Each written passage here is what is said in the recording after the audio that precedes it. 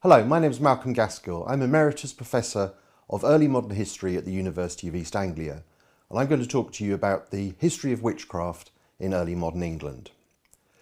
The meaning of witchcraft. What did it actually mean in the early modern period? Well, there's an awful lot of confusion about what it meant even at the time, but of course this has been handed down to us through the generations and become even more kind of murky and encrusted with myth. Some of the myths, I suppose, about witchcraft are part of our Halloween traditions today, and everybody knows something about witchcraft. But there's an older historiography about witchcraft which has also made the history confusing, and we're seeing what actually happened in the 16th and 17th centuries through this kind of haze of misunderstanding. So a lot of people think they know how big the witch hunt was and they know what caused it, and they see it as the church attacking the poor or men attacking women. And of course there's always a grain of truth in these ideas. But if we actually go right back to the 16th and 17th centuries, we're going to get a better sense of what witchcraft actually meant to people at the time. Well, it of course meant different things. There was a religious definition of witchcraft. It was doctrinal error. It had grown out of the idea of heresy, of opposition to the church and dissent from the teachings of the church. And there had been witchcraft trials in the Middle Ages, the 14th, 15th century, but they weren't very sustained. They weren't very coherent, I suppose, as an idea. In terms of the things that people were being charged with.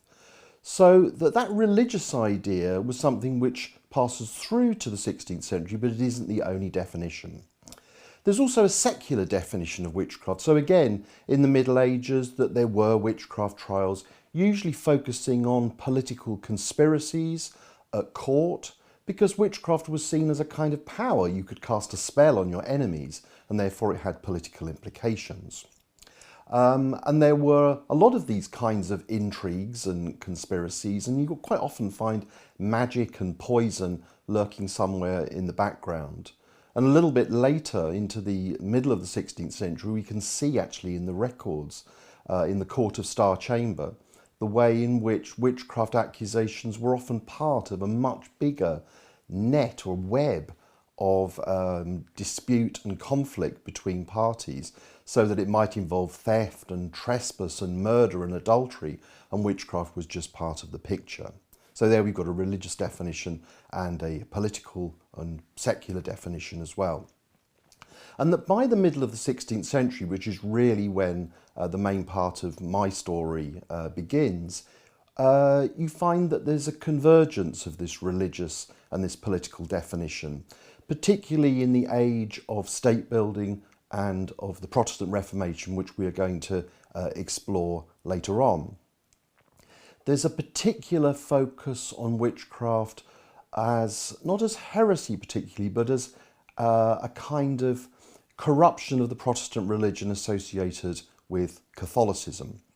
And this is where the idea of witchcraft as something particularly diabolic becomes much more accentuated. And I think that there we start to get this much more familiar idea of witches as devil worshippers that we are used to today. But there's actually a third way of looking at witchcraft as well, which is the definition which I think that most ordinary people living in the 16th, 17th centuries would have understood. And that's of witchcraft as the causing of harm. And I think that the political definition and the religious definition didn't necessarily matter very much to a lot of ordinary people.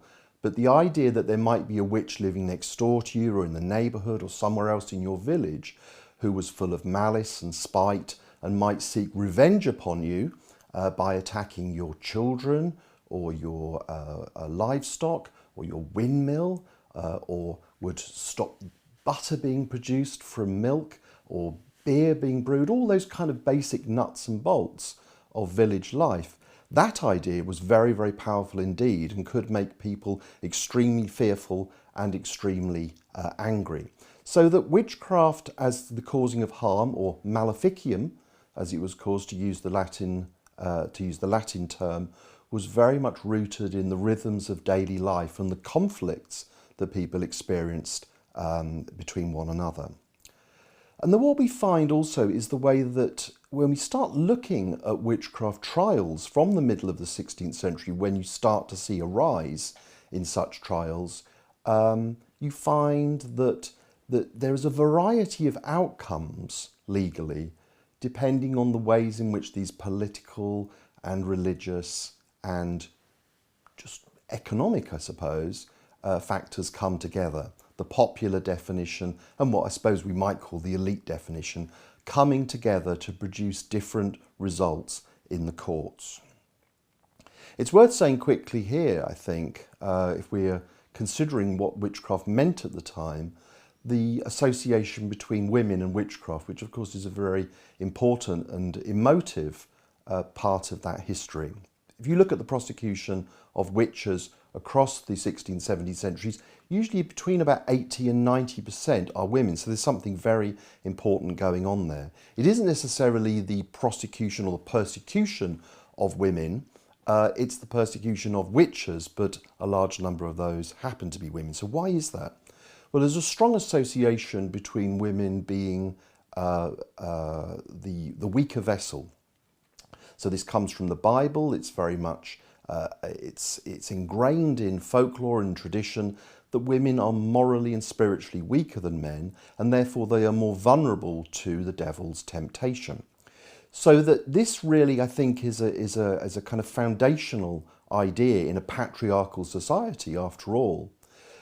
Women, of course, accuse other women of witchcraft, as well as men accusing women, but that's because women live in patriarchal households, and therefore they represent those values of the household. So that this is this idea that women might resort to witchcraft is precisely because they are seen as less powerful than men. So that witchcraft is always viewed in the period as a weapon of the weak, a way in which a weaker person, very often a woman, might seek revenge on a more powerful person, a man. But overall, if you look in the period, that none of this is deterministic. That means that none of these outcomes are inevitable once you put these factors together.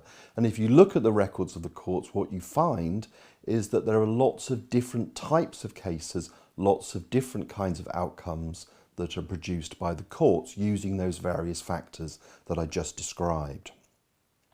And actually this flexibility, this variety that one finds in witchcraft is a very important and useful strength of the idea of witchcraft for polemic, for propaganda, for symbolic ideas.